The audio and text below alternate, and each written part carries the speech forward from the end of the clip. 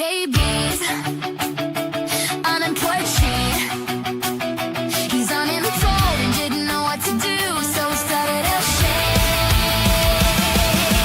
Talks about stuff to kill time. He didn't know what to call it, so he called it KB's Unemployed Show. Hey, what's going on, folks? It's KB's Unemployed Show, special Ash Wednesday edition.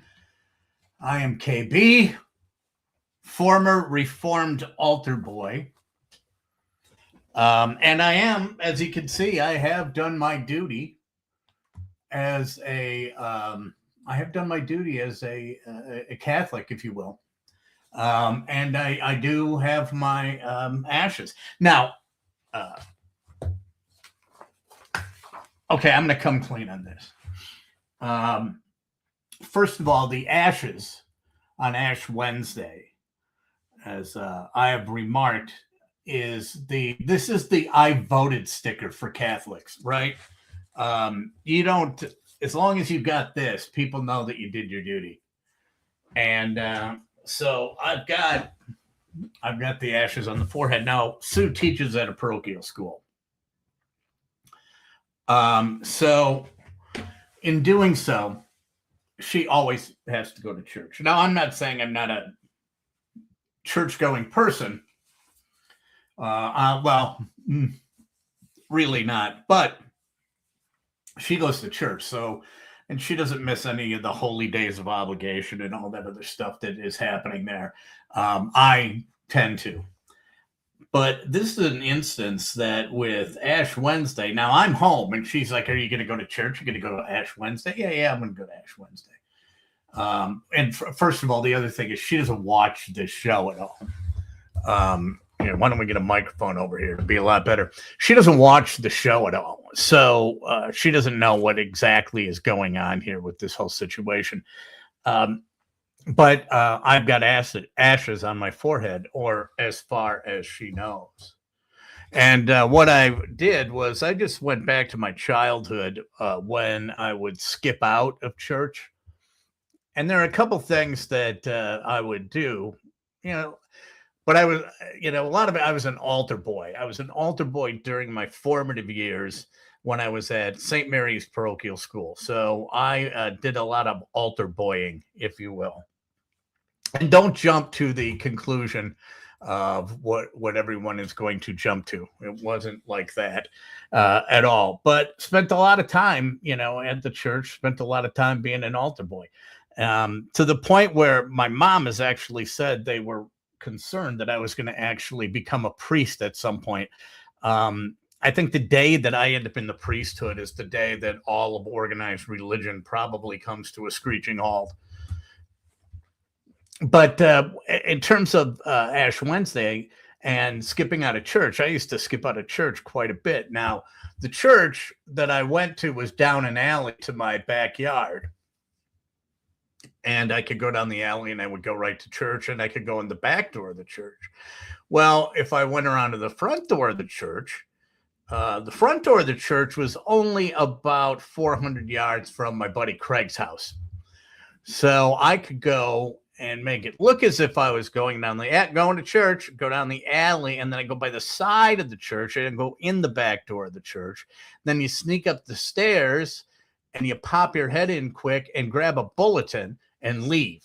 And I'd go to Craig's house and we'd watch wrestling because it was Sunday mornings. So I'd be at Craig's house watching wrestling and I would not be at church. But not only did I allegedly commit a sin by not going to church on Sunday, but I upped it.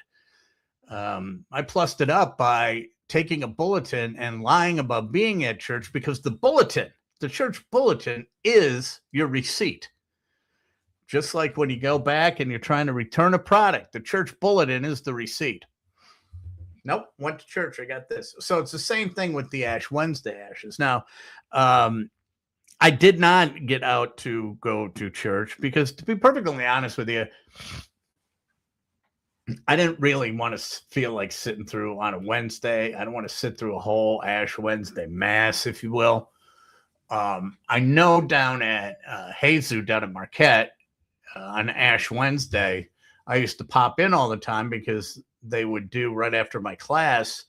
They would at Hazing, you could just do a drive by, just go in, get a line. It's like get the ashes and away you go. You didn't have to do the whole mass. But I was unable to do that. But I know that Sue will be home probably a little bit after 4:00, and she's going to wonder if I went to mass. Well, see, yeah, right there. Yeah, I did. I did right there. That is my proof. That is my I voted sticker for Catholics. Now, did I go? No, I didn't. No, I did not. I resorted back. I went back and channeled my inner child. And here, I'll just show you what I did there.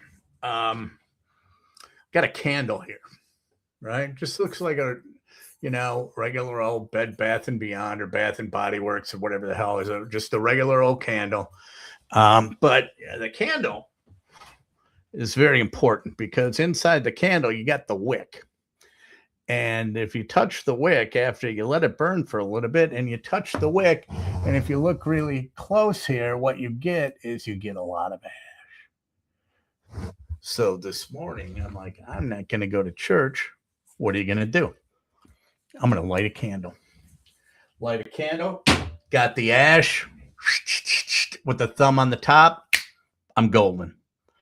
I am golden. I am in. Although I'm going to talk a little bit about Ash Wednesday and the whole Lenten thing today because I've kind of had a I don't know what it is. I kind of had a, I don't want to say like not a born again thing, but I think we all kind of come back to our religious beliefs as we get a little bit older, and I've kind of come back to mine. Although I'm not a huge fan of Catholicism, but the whole God thing I'm kind of into, and I've got some theories on that. I haven't talked about that, but we are, because we're in Lent, 40 days of Lent. And we go out and the day before celebrate by getting baked goods. And then on Ash Wednesday, and now starting through Fridays, we don't eat meat. Why? I'm not exactly sure. Can't get a straight story on the no meat eating thing. I've heard a variety of different explanations, one of which is that you're supposed to be fasting and not have anything whatsoever. I already broke that rule. I had clam chowder, but didn't eat a lot. And then they said it went from that to no meat on Fridays. I don't know why it's no meat, but I had heard something that it was something that was put in by the Catholic Church to help out, struggling fishermen. I don't know. But what I do know is that once you pass the age of 60, you don't have to abide by that anymore because you're considered to be a senior citizen. I'm not succumbing to that yet. I can't play that card quite yet. But at the end of the show, what I'm going to end up doing is I'm going to end up running down my top 5 Catholic Friday Lenten meals, my favorite top 5 Lenten meals. And do that. But we got an interesting show lined up today. As you know, this entire show for me is just stream of consciousness. I have yet to really plan anything out, although I do have, finally, I've got this confirmed. Been going back and forth. I guess no one is taking the show that seriously, nor should they. But tomorrow, Ted Perry from Fox 6 is going to be on. And we're going to talk everything but the news. He makes his living talking about the news. Ted has been a dear friend of mine for probably 25 or 30 years. And I like talking to Ted as a friend. And to interview him, I want to kind of give you what it's like to listen to two friends talking and not someone being quizzed on current events.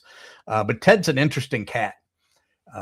He's into music, and he's a former Bucky Badger, and he's also into presidential elections. He could tell you anything about any presidential election. I remember having a class. I didn't have the class, but everyone took the class in college called the History of Presidential Elections because it was a blow-off class. I did not take it, but I know a lot of people who did. And so we could probably talk to him about some presidential elections as well if we wanted to. But that's coming up tomorrow. Patrick Murphy is going to be rescheduled for next week. I've got a really cool show that is going to be coming within the next 2 weeks. There's a friend of mine who was a comic, Pete Lipsy, and he was a very, very funny guy, and he was a friend of Drew's too. What I want to do is have him on because he's on TikTok now. I think it's at Lipper, Lipper. And for 600 and some days, he has gone on in a row. He has gone on TikTok and told a street joke. Now, I don't know if you are aware. You should be aware of what a street joke is, right? A street joke is so this guy walks into a bar and with a goat and 3 rabbis or whatever it is. That's a street joke. It's not anything that a comedian does. So he's told these street jokes 600 and some in a row. And we're going to have an entire show where he and I just go back and forth with street jokes. So it's going to be kind of like dad jokes, but probably a little bit more R-rated. The street joke, very difficult to write. I don't know who writes street jokes, but it's not easy. I've never written one. I know them. When put on the spot, I only can come up with one that I can remember. But I'll do some research and we'll go back and forth on street jokes and see who can come up with the one that is the most twisted. We're not going to do anything racist or anything like that. Sexist, probably, safe bet. And we'll poke fun at a lot of things, but I can guarantee you we're not going to do anything racist because those are, first of all, many of them are just stupid. They're not funny at all, but there'll be some good ones out there. And I will be bringing to the table my big orange head joke, which may be the dumbest joke ever. It's one of those jokes where women will look at you after you tell it, and they would just look at you with a strange look that like, what the fuck did you just say? What does that even mean? Whereas when you tell the big orange head joke, guys will die laughing. They will absolutely die laughing, and women will just go, this is the dumbest thing I've ever heard. I'll let you guys decide when we do that. But to get started today, I found some interesting stories that I'd like to talk about. There's some trouble in Iowa at Alpha Delta Phi Fraternity. University of Iowa police responded to a fire alarm, and what they discovered was 56 individuals in the basement who were blindfolded, shirtless, and had food dumped on them. Body cam footage captured an officer questioning the students, asking, what the hell did I just walk into? I can tell you what the hell he just walked into. He walked into Hell Night. They were pledging the fraternity. Okay? Hazing is strictly prohibited at the University of Iowa, and it's a misdemeanor under state law. Okay, so they're down in the basement. They're in shorts and no shirts. They're blindfolded, and they're covered with food. And that's hazing. How is that hazing? That's what we did. That was, I'm not revealing anything because the fraternity that I was in is now defunct. It does not exist anymore. So I will tell you everything that we did on Hell Night. And it involved being shirtless and having food dumped on you. In fact, the first thing that we did is, if you think about it, Hell Night is you're pledging this fraternity. You go, most of the semester. And why do you go through a Hell Night? And why do you go through a Hell Week? And I will tell you, is that it is a bonding and unifying thing. It's a shared experience. If you want to call it stupid, you can call it stupid by all means. If it's not for you, you go, oh man, that's just dumb. But when you have something, a common shared experience that probably isn't the most positive, which I can assure you it was not, there's something that kind of bonds you closer together. And I have fraternity brothers that are still friends. I have come across fraternity brothers who were in the fraternity before I was. And you tell them you were in that fraternity, and all of a sudden you have a friend. There's like a shared, there is a shared brotherhood, if you will, but it's not as devious as you say. They're not bringing in sheep or anything like that. We never got paddled, but the video went viral, and so the article that I was reading says, this is par for the course for some fraternity cultures. Is it, but hazing is brutal. No, making a guy have sex with a sheep or something like that. Yeah, that's hazing. Doing something that is morally uncouth is hazing. Doing something that would be against someone's values is unhazing, but they always have the opportunity to walk away. We had guys that pledged and they walked away all the time, right? It wasn't their thing. Great. Don't dislike them. But our Hell Night started out where we got, I don't know how many guys we had in the pledge class. We got quote unquote kidnapped, if you will. And the actives came and they got you, and they blindfolded you, and because you had these clothes on, you had what we called reef clothes, and you get them at Goodwill, St. Vincent de Paul's, because they were going to get muddy, they were going to get nasty, it was going to be, and you just wanted to throw them out afterwards. So it starts with us getting kidnapped, right, and blindfolded, and we're taken to the basement of the fraternity house. Go figure. And while we weren't shirtless, let's just say they kept telling us during the whole pledging time period, do you know what Klingons are? Do you know what Klingons are? And we're like, aliens and from Star Trek. No, give me 10. We didn't know.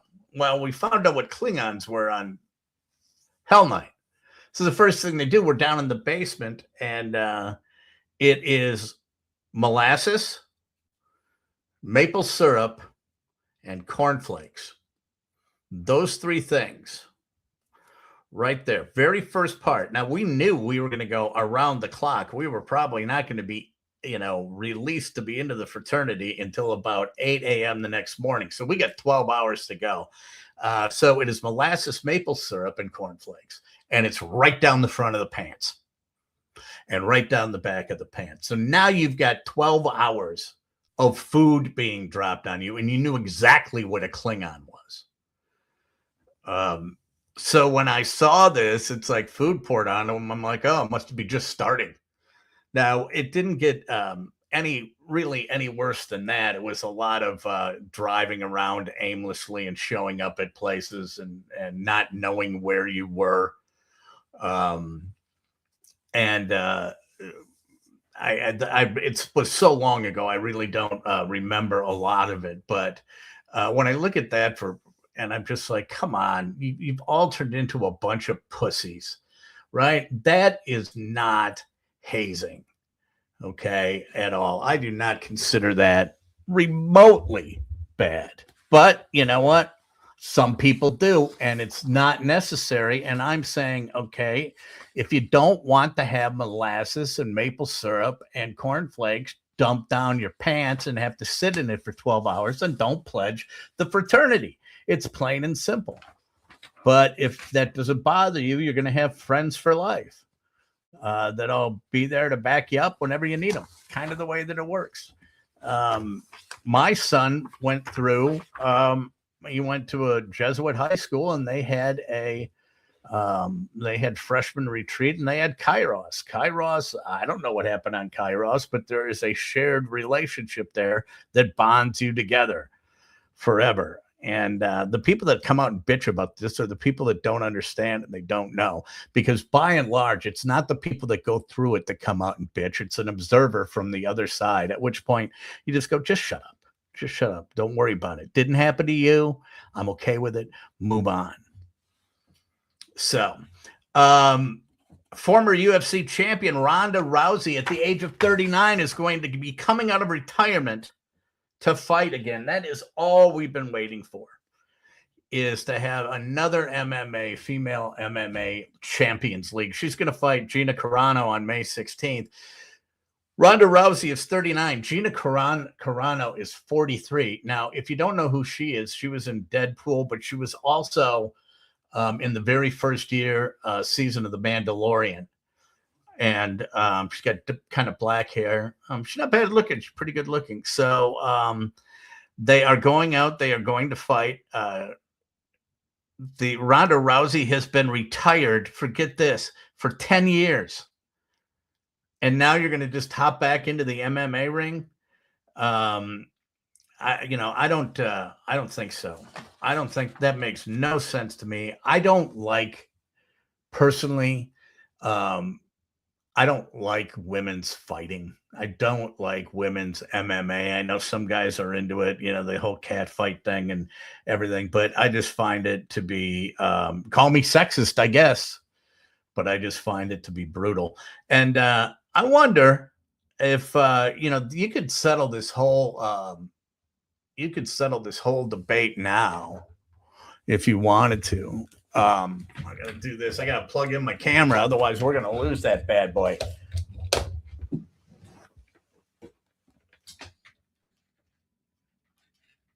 All right, we're getting there. All right, you could settle this whole transgender debate now. It's real easy, and I'm going to tell you how to. I can tell you one way how to do it. Number one is have a transgender guy hop into an MMA ring and let's see how they handle it. Right? Let's see if anyone stays in there and is going to accept that fight, unless they're totally psycho, because I guarantee you they're not going to, because in all likelihood they will probably get their ass kicked. And that will go to prove that there are physiological differences. And the other one is, if everybody is exactly the same as they say they are, then why do the women play from a different set of tees on the professional golf tour? Right? They don't play the same distances, but everyone is supposed to be perfectly the same. No. You take a guy who moves up, a guy who is a player and decides he's going to switch over to the LPGA and play at shorter tees. Yeah, he's going to kill everybody. That's how it works. I played quite a bit of golf when she was in high school. A great player in the state. Speedy Kent was her name. And I played a lot of golf with her. And she went on to play at Wofford. And single-digit handicap. She was fun to play with. Real good player. But when we played to even it out, I'd play from the back tees. She would play from one set of tees up. Why? Because I was bigger and stronger. And that is what evened it up. But Ronda Rousey, Gina Carano, this has got like Logan and Jake Paul money grab written all over it. And I am not interested in seeing any of this. A driver, I love this. I think we've all had issues with GPS, although it's not as bad as it used to be. But an Amazon driver was following his GPS instructions a little bit. He was very faithful. And we've heard the stories about how people have taken a left turn and gone into a lake. Well, this guy was in England, and he was driving I believe it was England. Yeah. He was, in Britain. An Amazon driver was following his GPS directions a little too faithfully, and he actually steered his Amazon delivery van onto the Broomway. Well, what's the Broomway? Well, the Broomway is a centuries-old path made of mud flats that is used by the Ministry of Defense as a live firing range. It was probably the last place this Amazon guy should have been. Drove right out there.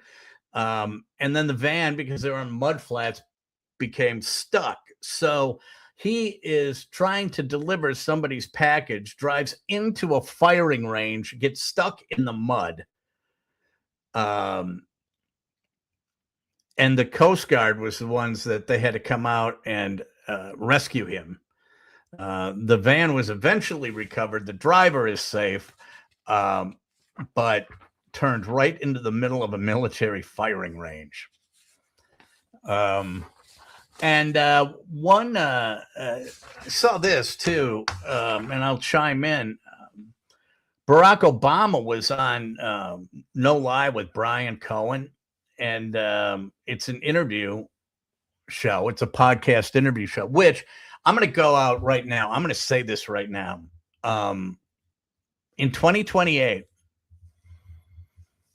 I am predicting that the Democrats will run Michelle Obama for president. Why am I predicting that? Number one, we haven't heard hide nor hair of Barack Obama in I don't know how many years, right? He's been pretty much underground. Only came out a little bit during the election to stump for Joe Biden, but he is basically, he's been seen but hasn't really been heard. And all of a sudden now he's showing up on podcasts. And Michelle Obama showed up on, and this is the one where I went, okay, here we go. Here we go, people. She showed up on Alex Cooper and Call Her Daddy podcast. And I went, there we go. I can see it now. You're going to build consensus among young, horny white women. And you're going to make it mainstream, and you are starting to seed the pathway now. And this is what I believe is going to happen. And it doesn't matter to me, because to me, the president is irrelevant. It's I am of the belief that everyone is in somebody's pocket. And that pocket is probably Bill Gates, George Soros, and Jeff Bezos, and a few other multi-trillion billionaires or whatever. But Obama was on this podcast. He's had to walk this back and was asked about aliens. And he said, they're real, but I haven't seen them. And I watched the podcast, and he kind of spit it out. And the way he said it was, it's not that he didn't understand the question, but he didn't know the gravity of the situation around it. It was such a casual conversation that you would think it was something that you had in the bar. And if you were talking to him, hey, Barry, tell me about aliens. Oh, they're out there. I haven't seen them, but they're out there. It was this flippant remark like that. And then all of a sudden it's like, whoa, no, I didn't mean that. He came back and he said, I have not seen evidence of contact or any secret alien facilities. And he did say, he goes, there's no alien Area 51. He goes, there's nothing underneath the ground. We don't have any captured spaceships, unless, of course, they haven't told the president, which is entirely possible. But he did say, no, I was just speaking casually. I happen to think that it is a faux pas.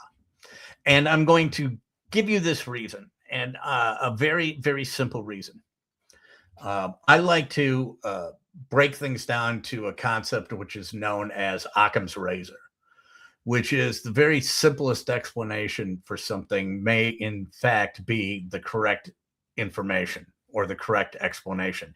If you saw the interview with Jimmy Dore, and we are as many years removed now, and there's enough facts out there that I probably can't get absolutely raked on this, but 5 years ago, if I said it, I was going to be dragged over hot coals, kicking and screaming. But from day one, I said COVID was bullshit. And it was going to be a I don't know if it was a deliberate attack, but there was just too many coincidences that all of a sudden on one day 175,000 people go on vacation from Wuhan, and the virus happens to spread. China has no problem killing their own people. It's just a part of their culture. And as I said to Jimmy Dore, I knew the vaccine was bullshit when you had a worldwide pandemic that was the most grave thing on the planet since the bubonic plague. And we were leaving the policing this up to a guy in a Walgreens with a Sharpie. All you have to do is look at that.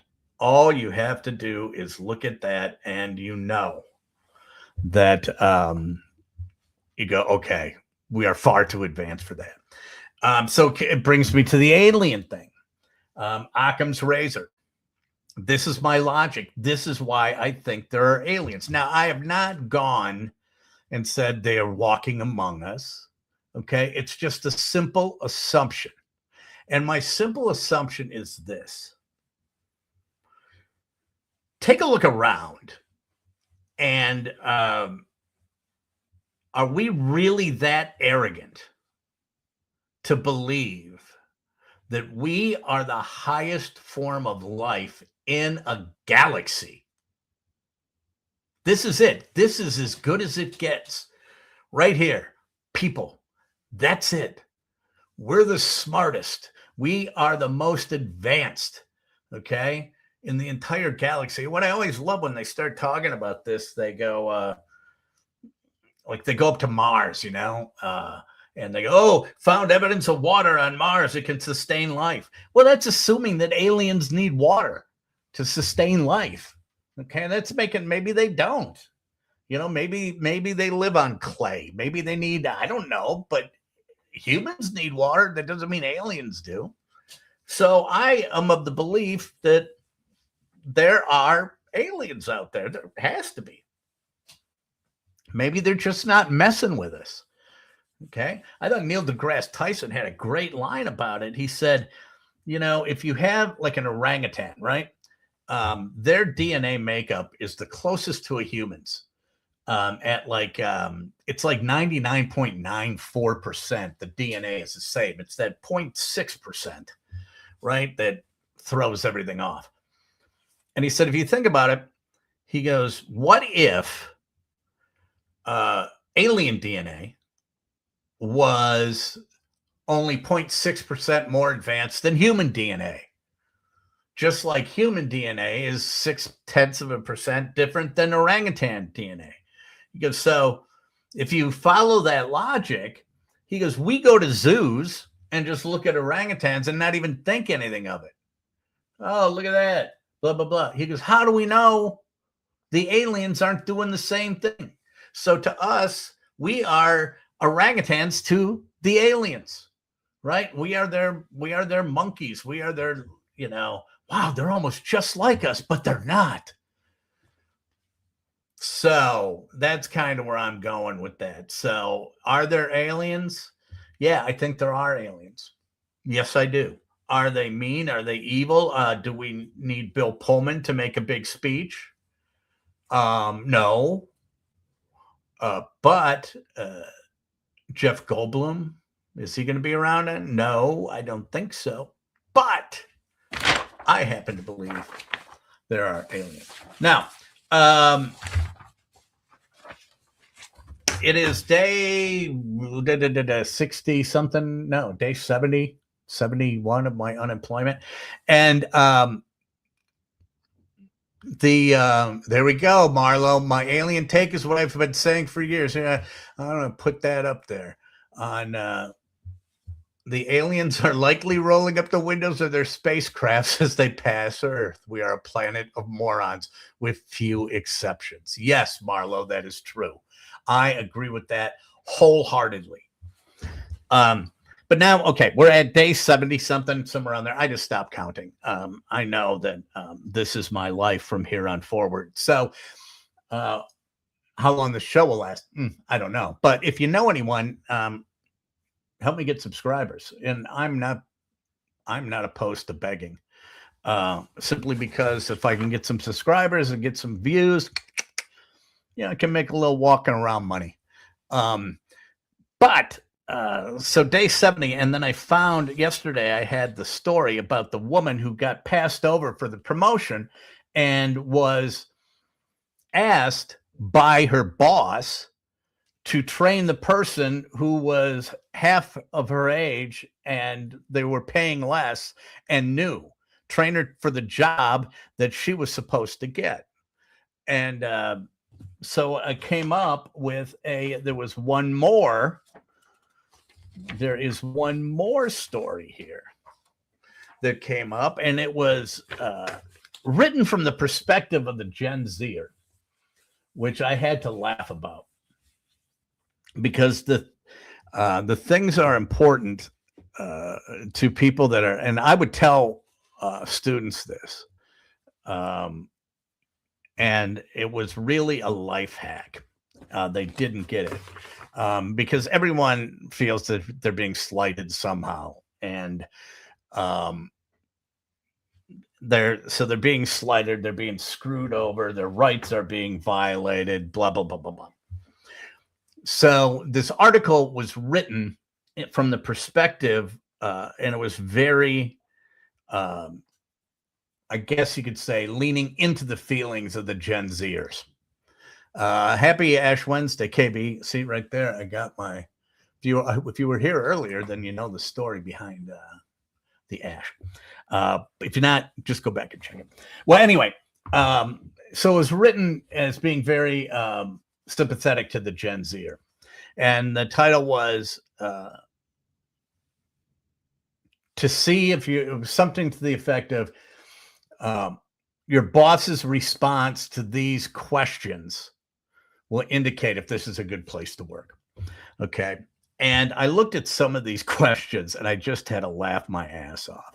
Now, I came from, and it's age, there has been a softening of things in the workplace, and it's simply because you can't say things to people anymore. You need a body there to do a job.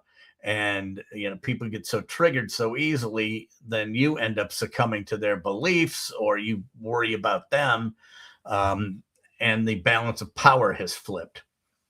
As and many of you that are probably listening, I grew up where going to work for people that didn't give a shit about you, or weren't afraid to say things. And you had guys that were good. Don't get me wrong. I had some really good bosses, but I had some bosses that were total assholes too. But I would tell my kids, my students, because they're all, they all want to graduate and be vice presidents, right? And I just laid it out to them very simply. I said, my course will be a life hack for you. If you want that dream job, I can tell you exactly what you need to do to get it. Okay, if you just listen to me and you suck it up for a while. And the way I would conclude it, I said, you got to understand one thing. You can choose to believe me or not. But one of these days, you are going to run the world. We know it. It's just attrition. We're going to die. They're going to take over. Okay, so one of these days, they will run the world. And I would then say, however, right now we do. So you're not going to be running it tomorrow. Come in, bide your time, suck it up. I can tell you how to work the system. So I saw this and these questions, and there's one or two in here that I, as a boss, would go, okay, that's fine. But I come out of the Don Draper School where, and I can't remember the exact scene, but someone asked him for extra consideration or extra, and he goes, extra special compensate, or anyway, to be recognized above and beyond. And he goes, recognized? That's what the money is for. right? Which is a very cold-hearted way of looking at it. So these are the questions that millennials, or not millennials, Gen Zers are supposed to ask their bosses. And then based on their bosses' responses, they are going to make a determination as to whether or not it's a good place to work. And I will just tell you where I am coming from if I was a boss, and thank God I'm not anymore, because I'd blow my freaking head off. In fact, I was having a conversation with someone. I spent all my life in ad agencies, and it's a young person's game, and I know it's a young person's game. And someone said, well, why don't you go back to an agency? And I said, because I'd fucking kill someone. I wouldn't last a week. I get some 32-year-old telling me what to do. It would not end well. And that's my fault. That's my fault. I know it's on me. I just know where not to step. So here we go. This is the first one. If someone comes in and asks me this question, can we make adjustments to my work-life balance? Yeah, certainly can. These are the times that you have to work when we're going to need you here. And then everything else is the balance. And from what I can tell, we're following a straight 8-hour day. That leaves you 16 hours of balancing.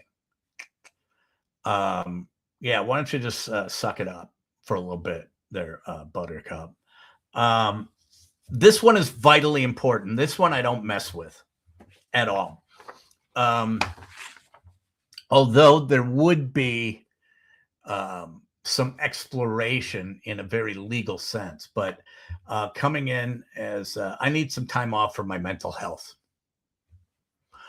You don't mess. I do not mess with anyone's mental health, and but they say toxic leaders oftentimes see mental health needs as a weakness, and it's not. Okay, I'm here to tell you that it's not.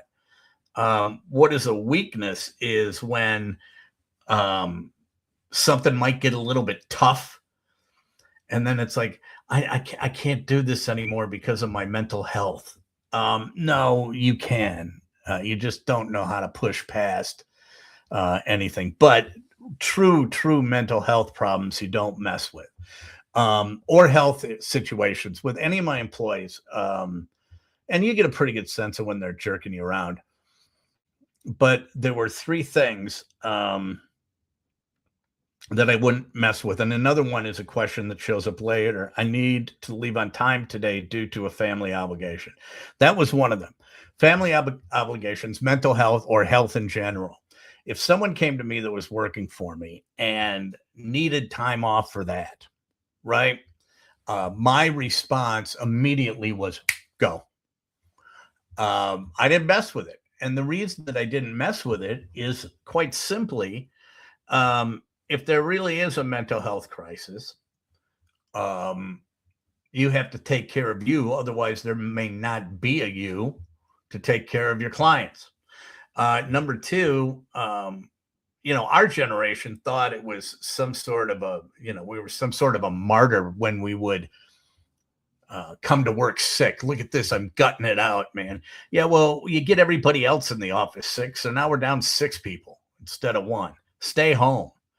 So if it's your own health, mental or physical, don't come in. And the last one was really important to me.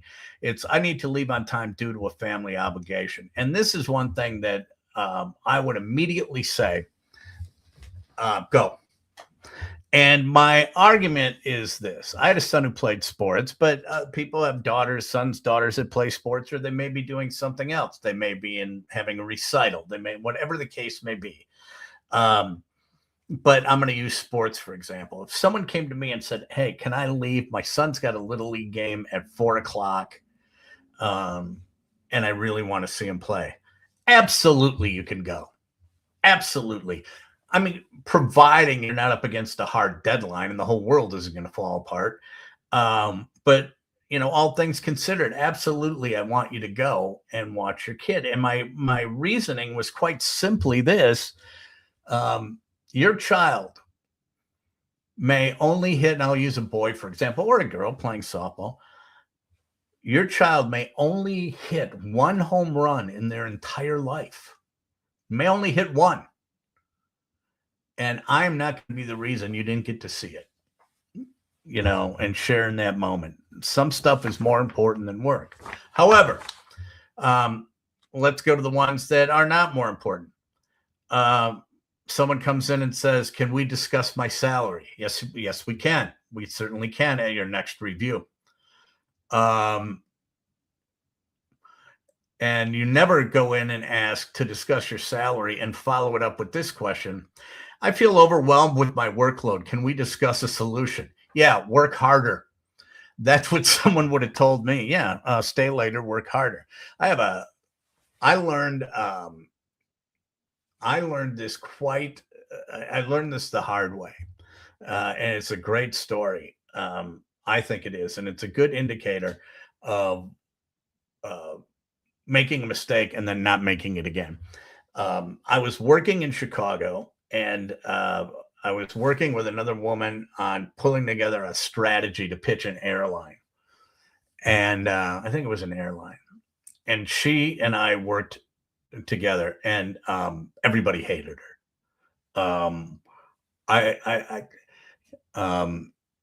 Back to the baseball analogy. Many people said that she rhymed with the word bunt. But I had to work with her on this. So we're working on coming up with the strategy for the pitch, and I nail it. I'm like, this is what we got to do. Boom. And now I'm meeting people at a Sox game later on that night. And I was working on the near north side. And so I had to catch the L down to 35th and the Ryan to meet everybody there. And so I leave, and I said, we'll get this to everybody in the morning.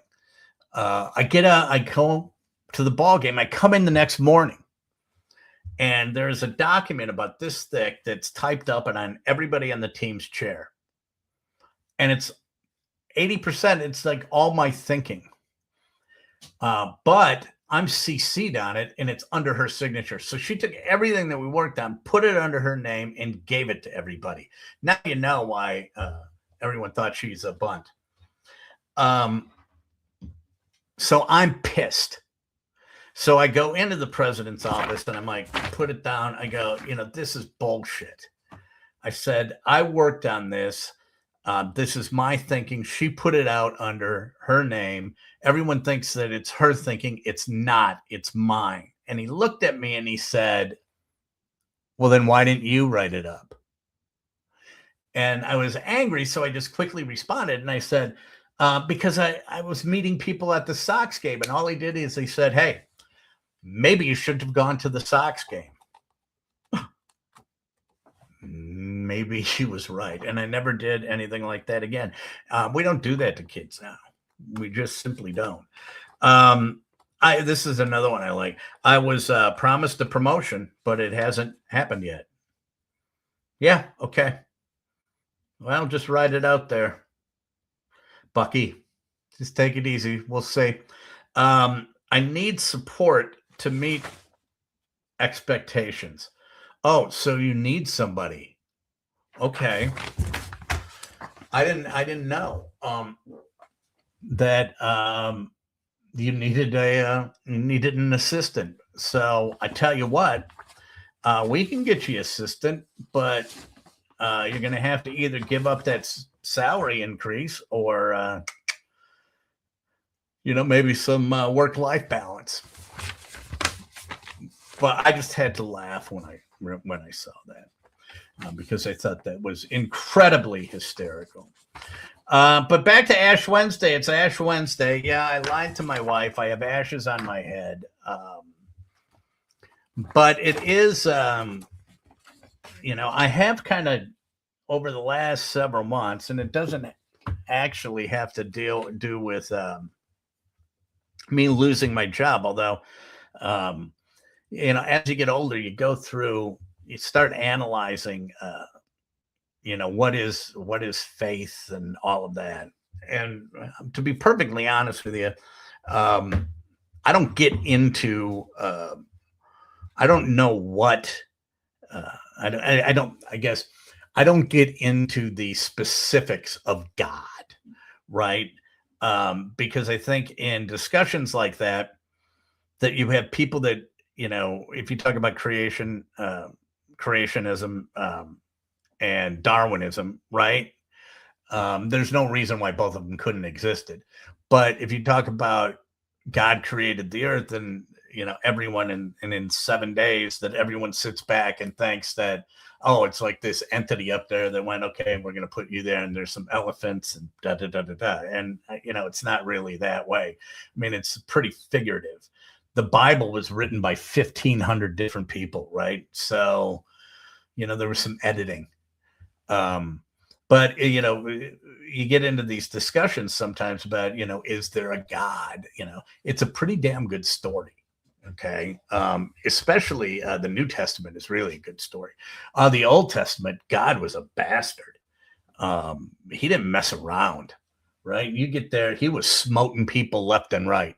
Okay. He was fireballs and wiping out cities, even to the point where I said, because we've had all these changes in the quote unquote climate, and there's been all these disasters and the wildfires and the hurricanes and everything like that. I said to my wife the other day, I go, what if we're really in the middle of some serious biblical shit right now?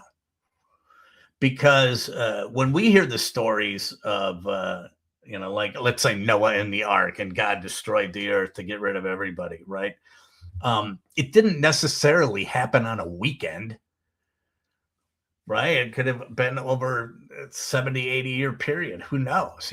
Just bit by bit, it starts caving in. So we could theoretically be in the middle of a bunch of highly biblical shit, but I don't know. So where I get around to looking at all this, and Ash Wednesday, everyone's got a dogma that they believe, and everyone's got, as I say to Sue, I go, if you believe in, if you're Christianity or you believe in a God, right, it doesn't matter what religion you are, because that's just format, right? God doesn't care about format. God just cares about, whether or not you're into him. And I said, and furthermore, I don't know, because people are like, yeah, God's, the people that don't, have a belief, they're like, God is, yeah, there's some entity up there that's just looking down over it. And that's such a ridiculous thing to say, because there's not some ethereal being up there. Well, maybe there is, I don't know. But I kind of think is that maybe, God is your inner moral compass that we all have, and whether or not you choose to tap into it, that might actually be the case. So a God, it may not be an entity, but it's just a relationship with your inner morality, which everyone should have, I would hope. But then we started watching The Chosen, which, in fact, she was watching it and I started watching it, and I actually said, man, this is kind of good. Because what I liked about it is, and if you haven't watched it, I suggest you do, because whether or not you're a quote unquote believer, it's still a pretty damn good story, right? It's a good miniseries. It really is. But most of us, like I said, I grew up Catholic. I had 16 years of Catholic school pounded into me, right? I had nuns. I got smacked around. We knew we had to know all the stories, and if you believe what you were told by nuns and by all the art that you see from, if you look at the art from the 1400s and 1500s, anything that Michelangelo did, any of the art, the depictions of Jesus and the apostles and all of that, they're all the same, right? They all look the same. And like anytime you see Jesus, right, he's got that big halo painted around his head and all that. So that's the only recognition that we have of that. And so I was watching The Chosen, and it opened my eyes, because I went, oh, these guys are people. You never think of them as people. You think of them as a fresco on a wall, which, by the way, I did not see. I thought it was kind of interesting that NBC kind of buried the whole Last Supper thing. Because when we were in Milan, we went and saw it, and it was mind blowing.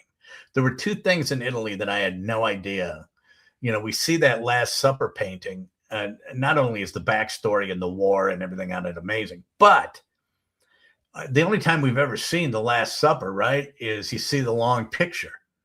So you go into this room you go into this room, and they only let certain number of people into the room to see the Last Supper, and you're only in there for 15 minutes, and it's dark, and you walk in. So I expected to walk in and see a painting on the wall, and I didn't. I walked in, and it's a painted wall. This thing is huge. And I'm like, holy shit, I didn't know it was that big. I thought it was like a painting. Everyone says, the Mona Lisa, it's like this big. It's tiny. You wouldn't believe how small it is. No, but it's like a whole freaking wall. I had no idea. So I learned something there. But they really didn't show that in the Olympics. The other one that I didn't know is when I went into the, I think it was the Accademia in Florence to see the statue of David. David's 17 feet tall. I had no idea. I thought it was just like a regular old statue that you'd see somewhere. No, he's 17 freaking feet tall, which was amazing. I just walked in. I took a left. I went, whoa, holy shit. Look at how big that thing is. I had no idea. But anyway, back to the whole God thing and the inner moral compass. So that's all is like these divine angelic pictures.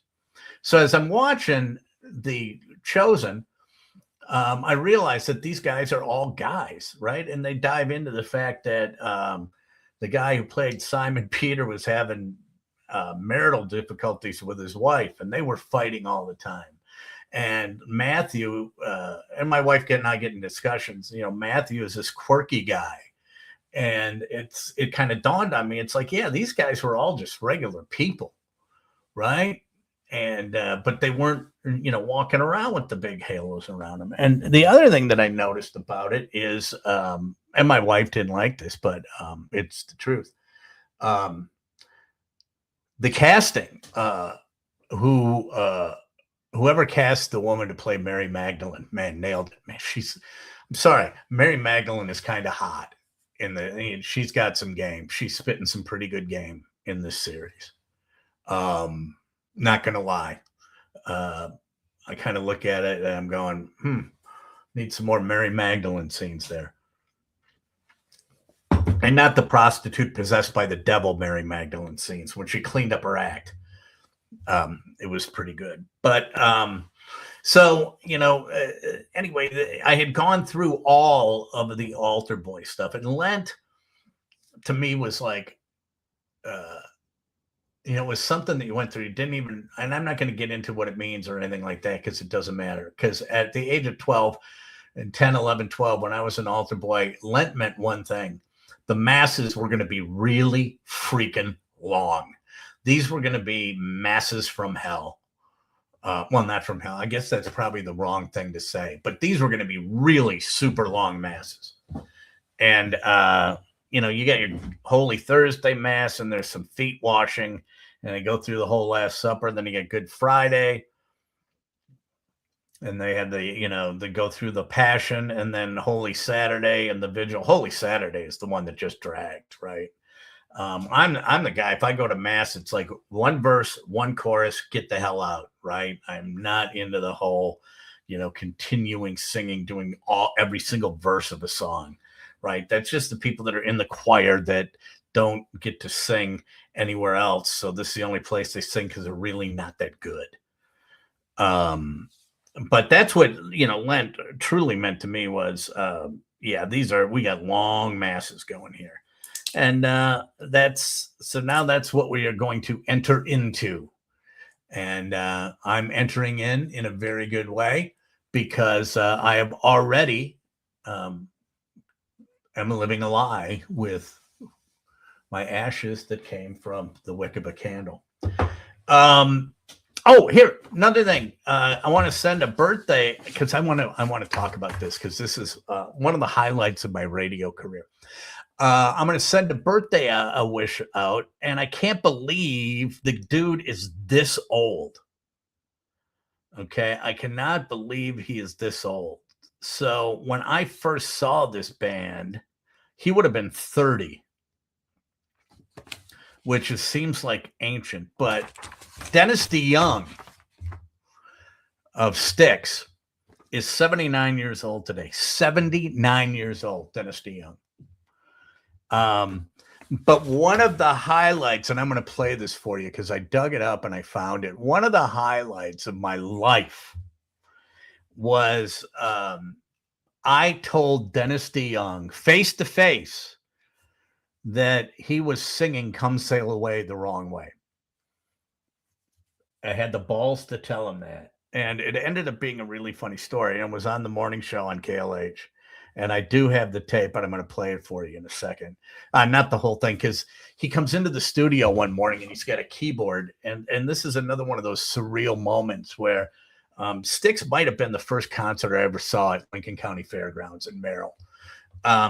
So I'm sitting here, and right next to me is Dennis DeYoung, and he's got a piano. An electric piano, really nice a piano. And he plays Come Sail Away. And he finishes up the song. And I turned, and, everyone was like that. And I turned and I looked at him and I said, "You forgot the most important part." And corrected him on his song. And he said, "What's that?" And so I told him. So I'm going to play this for you right now because this is the actual sounder. Picking it up right at the end of Come Sail Away, and then what I told him. And I actually got to sing the song Come Sail Away, arguably Styx's greatest hits, with Dennis DeYoung. Let's take a listen, shall we? Sure. Come sail away, come sail away, come sail away with me. Come sail away, come sail away, come sail away.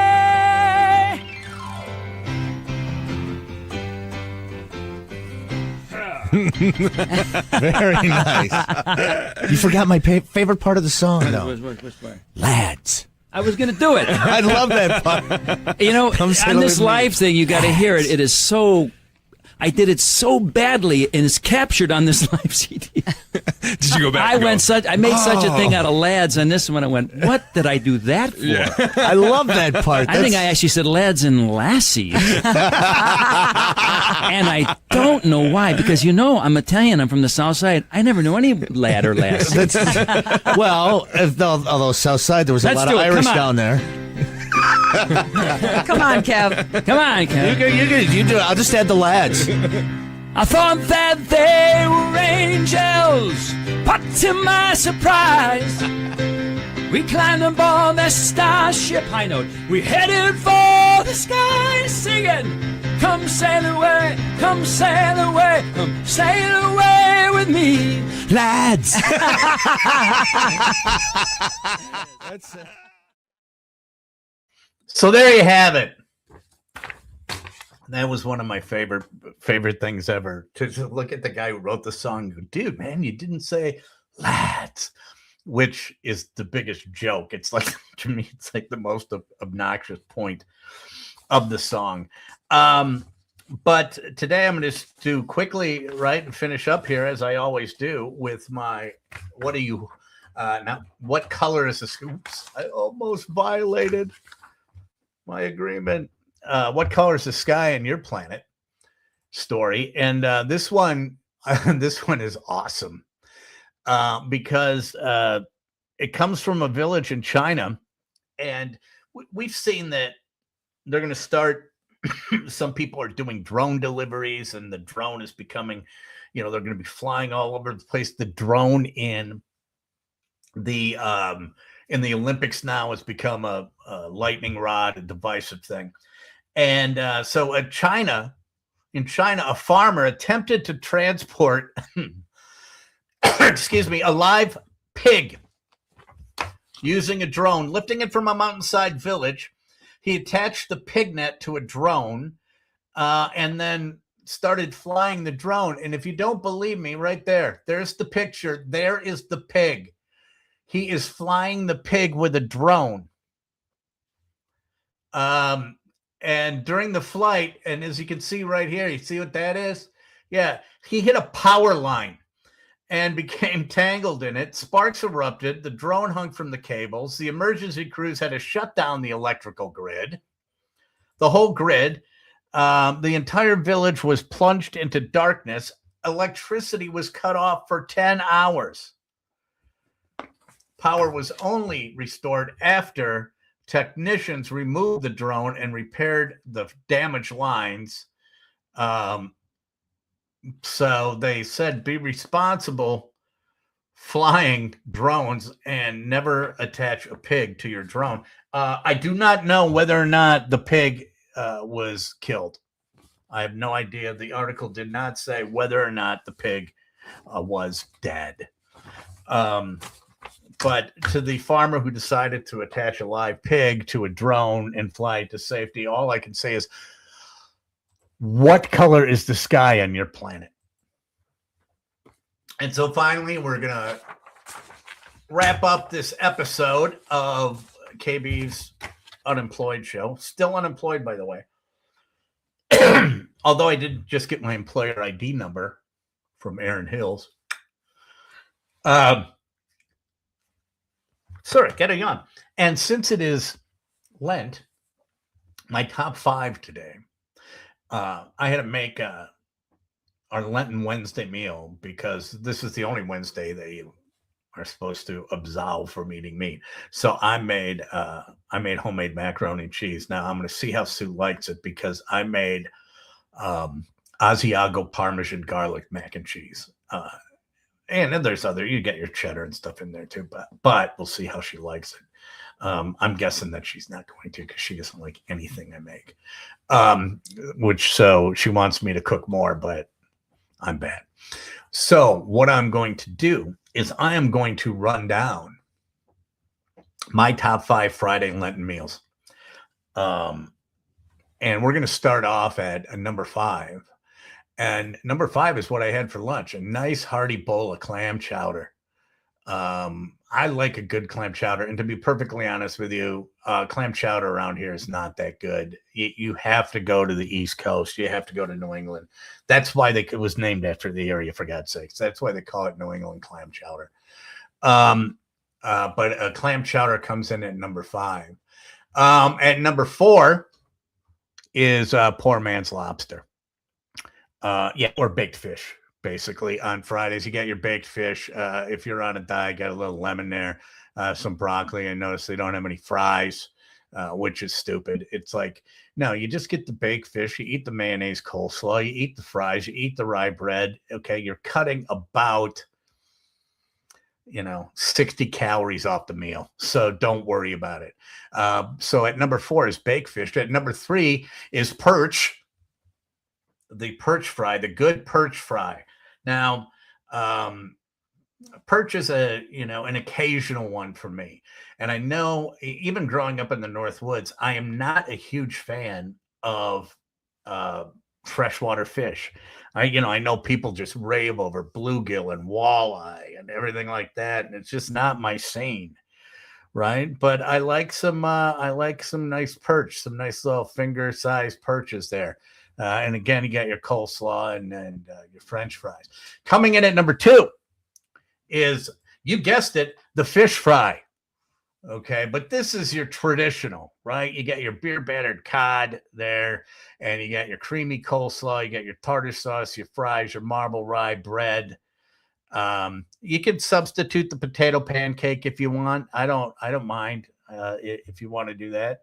But that is number 2. Is the traditional fish fry. And my number one favorite, and this is one of those meals that Sue does, but it's something that she carried over from her childhood and had it so much as a child. And I think we all have these. We have meals that we had so much as a kid, we can't stand it. And this would have been one of her poor meals. Because they had 5 kids growing up. He had to stretch the dollar. And so this was a meal that her mom used to make that would be a poor meal. That, okay, we got to feed a lot of people with very little money. It's like, we all thought it was cool to have pancakes for dinner. Well, it wasn't because we're making pancakes for dinner. It's because probably didn't have any money. You learn that later on. But it's a dish that I only refer to as noodle dish. right? She makes it. This is the most garbage in the world. It is spaghetti, it is Velveeta, and it is stewed tomatoes. And I'm going to tell you, I can't get enough of it. She could make a big chafing dish, a big Corningware dish of that, and I could crush the whole freaking thing like that. It would not even faze me. She can't stand it. But that is my number one favorite Lenten Friday meal. So that rounds up KB's Unemployed show for today. I'd like to thank you 50 people for hanging in here. I'd like to say this, that if you can help me drum up some new subscribers, or if you just discovered me on Twitter or whatever, click the subscribe button below and join. And then I break stuff down and you get my top fives and you get smaller clips and segments. You don't have to go through the whole thing. I pick out some of the good parts and throw them up there. Tomorrow on the show, I'd like to remind you that we're going to have Ted Perry on, and he's going to talk about music, and he's going to talk about we're going to talk about his love of baseball. We're going to talk about growing up in Baraboo, Wisconsin, and the Clown Museum and other things like that. So until we meet again tomorrow, as I always like to say, make good choices. And that's it for this episode of KB's Unemployed Show. If you want to follow me on my unemployed journey, just subscribe to my channel below or dive into one of the playlists for all my unemployed action.